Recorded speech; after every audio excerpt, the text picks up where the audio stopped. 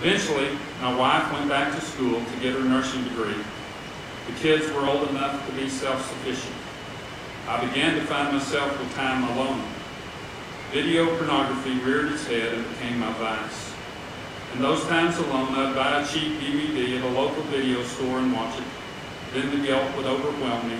I'd tell myself, I won't do that again. 8 months went by, often with white knuckles trying to stay away. Then I bought another. 6 months of avoidance, and I was back again. Over 5 or 6 years, those downtimes got shorter and shorter, and the desire for more explicit videos grew. I stuffed the guilt somewhere in my heart. I'd pray to God to take away the desire. I'd convince myself I could handle it. Then there was the, after all, who was I hurting self-talk. By now, I'd learned to wear a mask everywhere I went. How could anyone like the real me if they knew what I did and how dark my heart felt? Eventually, I had the passing thought of addiction, but couldn't let myself dwell on that thought.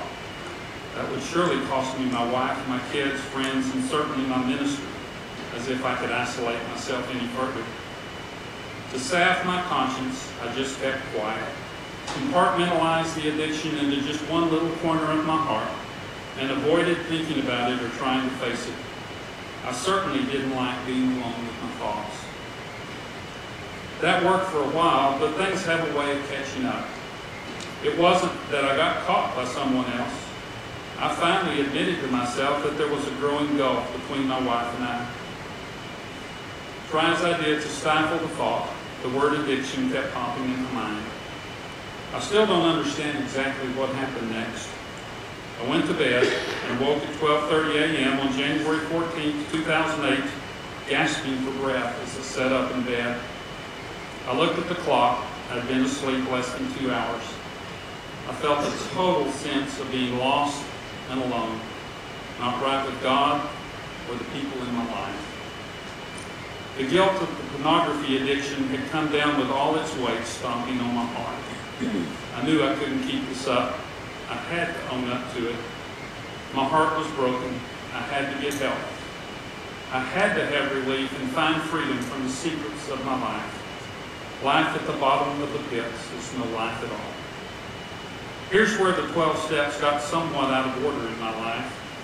I began the next evening by confessing to my wife. The next day, I told the ministers on the staff about it, and that night I met with the elders of our church and told them. Confession was so freeing I couldn't stop, though it certainly wasn't easy. Within a week and a half, I had confessed to each of our kids, all adults by then, and finally to our church. On the way to church that morning, I've got to tell you, I'm kin to Marty. On the way into church that morning, one of our former ministers, now retired, evidently saw the deer in the headlights look on my face or the weight of the world's guilt on my heart. He put his hand on my shoulder as I passed by and said, I just want you to know that no matter what you've done, I love you. I always will. Wow. That was out of the blue and definitely a God thing because I really needed to hear that. In the midst of all of this, I called a friend, another former minister at our congregation who I knew had dealt with addiction.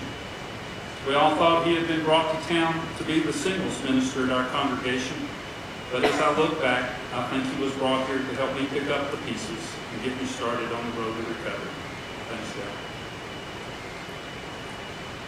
God. On Tuesday, by Monday night, I was in the sexual addiction group at Celebrate Recovery. On Tuesday night, I joined the 12-step group that had just started 2 weeks earlier. I was a puddle, shrouded in shame and gulping down whatever help I could find. The church hung in with me. They graciously gave me time to pursue healing.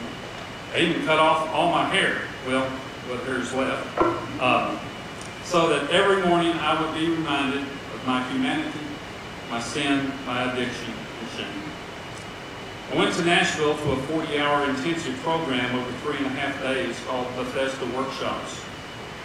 Over a 3-week period, I traveled to see each of our kids, seeking amends and right relationships. It was hard to hear, but I learned from them that I had never shared a truly important, heartfelt conversation with any of my kids through the years. I had become a walking billboard for the concept of a human doing as I hurried from one place to another, from one appointment to another, never having time for people. I don't think my kids ever doubted my love for them. I don't remember ever hearing "I love you" from my dad until near the end of his life.